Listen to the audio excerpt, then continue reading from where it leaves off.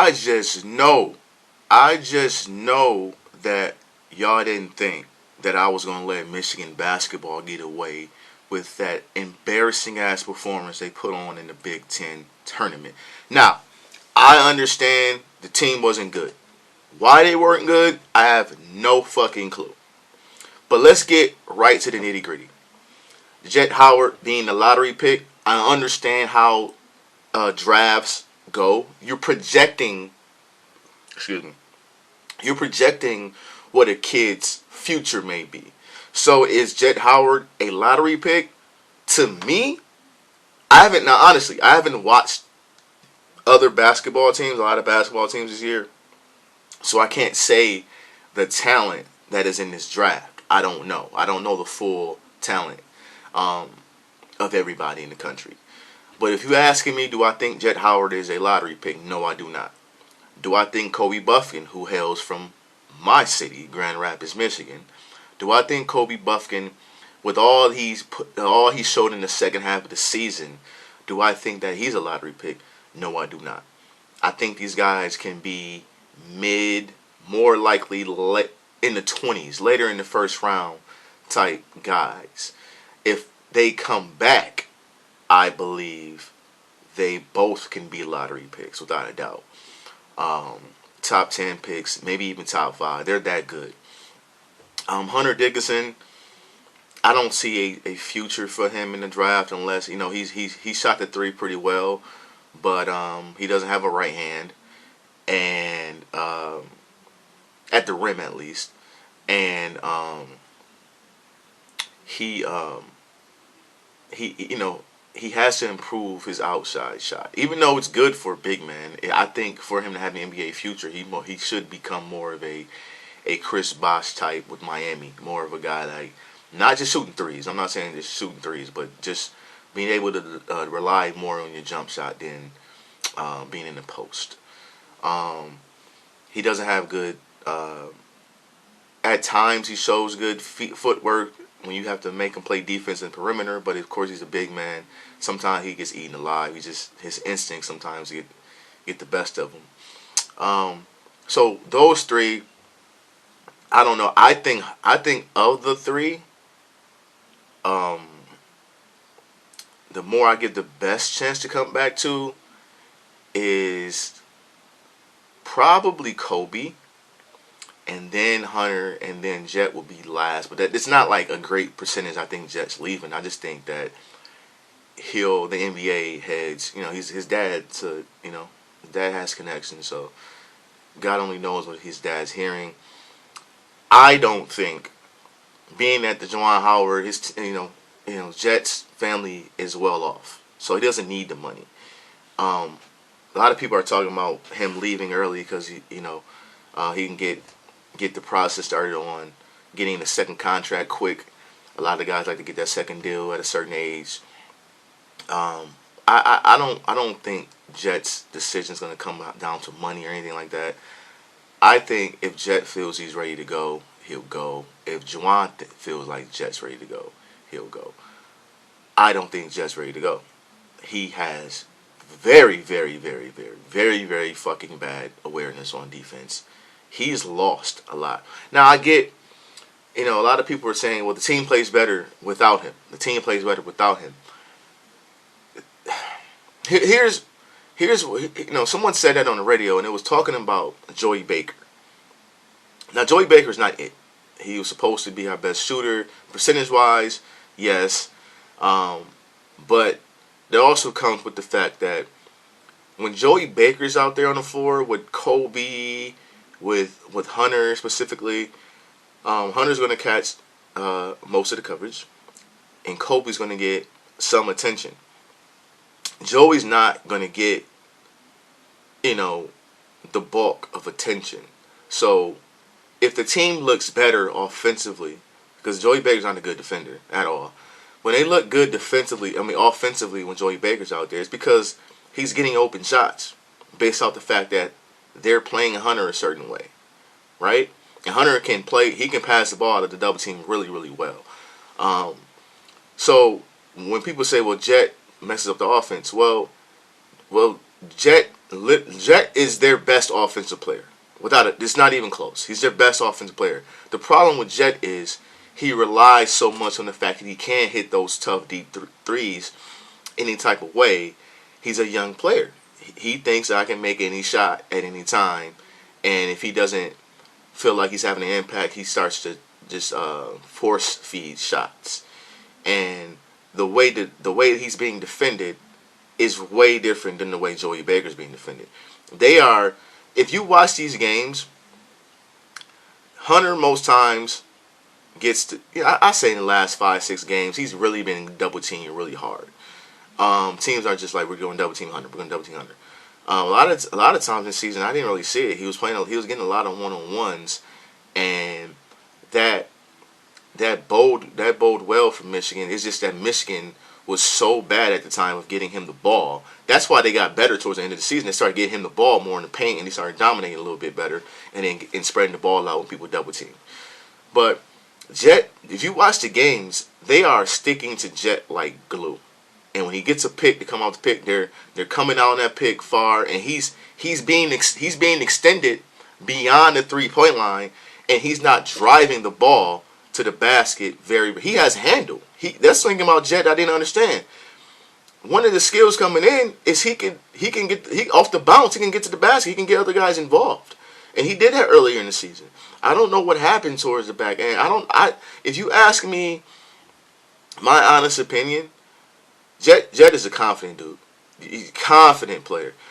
But I think he saw and he heard the fact that they played better without him, and it kind of affected how he played. Kobe played better without Jet, and I don't think those two really worked well on the court, because I just don't think the way they balanced the floor on offense wasn't sitting well to me. It was like it wasn't good, especially in this damn game against Rutgers, man. They literally was just forced. I understand the game plan. We're gonna give the ball to our big man, give the ball to our big man, get the ball to our big man. I understand that. I do. But don't take that shit literal. I played ball my whole life, and I'm telling you, game plans can change within the damn game, right? Hunter Dickinson had a dominant first half. Yes, he did. But in the second half, Rutgers changed some coverages. They double teamed them more. They bigs played better. Guys were come from deflecting the ball from behind Hunter. And Michigan, you can see it whenever they had the timeout and they had a play called come right at the timeout. It was way more movement. Without that, it was like on the floor in the moment. Guys will give Hunter the ball and just stand there. They're ball watching, and it's like, yo, y'all have to move. Like y'all make it so easy on the defense if a defender is trying to help on Hunter and he doesn't even have to move because his man is standing in the same spot, right? Movement, make some movement, some back screens, do anything, man. Like it was so bad, and as bad as I knew this team was, I got so mad. Like that game, there's no way in fucking hell they should lose to Rutgers, right? They're way too talented. But just the way they played, I mean, you start Will Shetter, he starts but hasn't attempted a 2-point shot in 5 games. As a starter, he hasn't attempted a 2-point shot in 5 games. That to me is blatantly insane. Blatantly insane. And sorry I got loud. I got loud there because somebody's parked right outside my window and they're blasting music. You might be able to hear it. They're blasting music right now, but whatever. We're gonna try to continue doing this. Will Shetter should not be starting, but you can't play Terrence Reed, the freshman center, a lot. You can't play him and Hunter the whole game together because you can get teams can play small and get you out of a rut, right? And Terrence Reed he's a freshman, so he's gonna make freshman mistakes out there in the perimeter. So you don't want that. And okay, so you go to Joey Baker. Joey Baker cannot play defense, but he's also a hit and miss. Like you never. He might have a good game. He might have a bad game. There's no in between. Like he's either going to hit his shots or he's going to miss everything. I would never forget the wide open 3 to tie the game in overtime against Illinois. Perfect play, everything you want as a shooter. You give me a shot like that. Why? Anybody who's played with me will tell you this. You give a shot like that to me, wide open, you might as well count the 3 points, because I'm not missing that. No way in hell missing that. He airballed the three. And I wrote on Facebook, I said, yo, I've been saying this about this dude all year to myself pretty much. Like he's not it. He's a shooter when he's open. He's not a sniper. Like he's not one of them dudes that's gonna shoot the shot and hit it with good defense. He needs to have daylight to make shots. And I understand it's not, he has a special skill. So I get it. There's nothing against that. But man, he's not good. Jace Howard is not good. He fouls a lot. Oh my God, who else? Who? God, Lee. T. Will.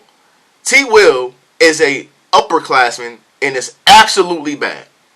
Absolutely bad. He was a better shooter off the bench last year. He starts this year. I don't know what the hell happened. He lost his confidence, whatever the case may be, whatever.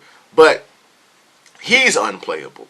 So you have 2 or 3 unplayable guys. You got some guys, Isaiah Barnes off the bench. You got a bunch of guys. Yusef Hyatt, who's an international kid who's super talented, but he's a young dude coming overseas trying to get acclimated to the American game and everything like that. I think next year we'll see more out of him. But you got a bunch of unplayable guys. Jalen Llewellyn got hurt, the senior point guard, the transfer. I don't know if he's going to come back. I honestly I don't know. But I would take a shot at the Porter again on a point guard. Someone who's a bigger guard who can score.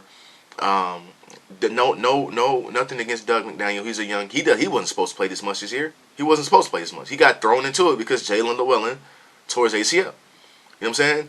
So, I don't know. We have 2 commits in the next recruiting class as of right now. Papa Conte, a center, and then George Washington III. I want you to go watch George Washington III's tape on YouTube. This dude can absolutely score. He's what we've been. He can absolutely get buckets and shoot. I like him. I think he's going to be really, really good when he gets here. A lot of people talking about firing Juwan. No, listen, man. He won the first Big Ten outright title for Michigan since 2014. He's been to Elite Eight, Sweet 16. This is the first year where I don't think they're going to make the tournament, but that all depends on what other teams do in their conference championship tournaments. I don't believe they should make it. I don't think they're going to make it. Should they play in the NIT? If you're asking me, no. I think, but if all's being said within the program that those guys are going to stay, then yeah, you should play some more games to figure some things out for next year. But the bad thing about this team is they lost 6 games. Within the game, they lost 6 games. Within the game, they had an 80% chance to win. While the game was playing, you had an 80% chance to win. They lost 6 of those. Right? 5 of those teams were quad 1 teams. So their resume is screwed by themselves. Because they just couldn't. 1-score games with this team was so bad. They literally could not. I was talking shit, but I was wondering what goes on the bench when they're calling plays, because I want to know, right? Because I want to know whether or not these plays that Juwan's drawing up actually are working, because you heard Hunter said after the Wisconsin game where he hit the 3-pointer to tie it up and then eventually win in overtime. He said he knew before the play, he knew when they were about to do the play on the last few seconds, he knew it wasn't going to work. That's what he said. Your best player, your All-American, says he knew the play wouldn't work. So that to me is like, if you knew the play wasn't gonna work, then what is Juwan actually drawing up? You would not believe they are 1-12 in one-score games. That's embarrassing. Like how do you? And the thing about it, I'm not just blaming it on Juwan either. There's some shit that's coachable, and there's some shit that a coach don't need to tell you. Coach don't need to tell you when it's crunch time to go hoop, to get it done, to get a basket. Those guys look so discombobulated when crunch time. That's not coaching. That's heart. And did you got it or not? One thing about it is, coach calls a play, right? Obviously, sometimes what happens is a coach call a play in the last few seconds. The team will watch you line up, then they'll call a timeout, and then they'll base their defense over that. And it's always a chess match. But you call a play, you come out. You should know, like within whoever taking the ball out, if it's hard for the first initial pass to get to that person, you should already know this ain't gonna work. This is not gonna work. For one, the timing is off because everybody's moving already. The timing's gonna be off. So that means whoever gets the ball, make a decision yourself. Drive to the basket. In college basketball, take the ball to the basket.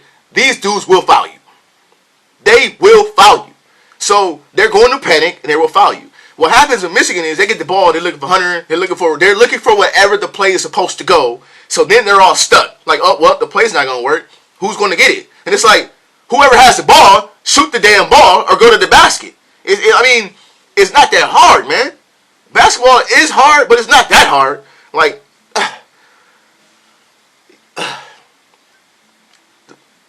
one of the most I can't say it's the most frustrating team I've ever watched because I've been watching Michigan basketball forever, so I'm not gonna overreact. But it's most recently the most frustrating team I've ever watched, and yeah, man, I just hope that Juwan, there's supposed to be a big NIL. We've been waiting on this for months. It's supposed to be a big NIL, first of its kind thing for Michigan at the end of the month.